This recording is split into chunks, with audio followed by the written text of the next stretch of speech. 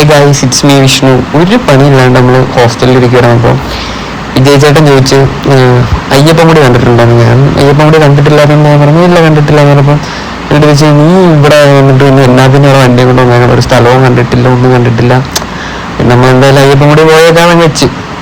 അപ്പോൾ അയ്യപ്പൻമുടി പൊക്കോണ്ടിരിക്കുകയാണ്. കുറച്ച് ദൂരമുണ്ട് ഇവിടെ, നമ്മുടെ ഹോസ്റ്റലിൽ നിന്ന് ഏകദേശം ഒരു 10 കിലോമീറ്ററിൻ്റെ അടുത്തുണ്ട് അയ്യപ്പൻമുടി എത്താനായിട്ട്.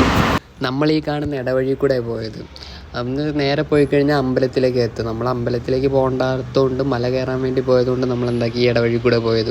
പിന്നെ നല്ല വഴുക്കലുണ്ട്, പോരുന്നവർ നോക്കണം, തെന്നിടിച്ച് വീഴും. ഫോട്ടോ എടുക്കാൻ പറ്റിയ സ്ഥലമാണ് ഇത്, കണ്ടില്ലേ?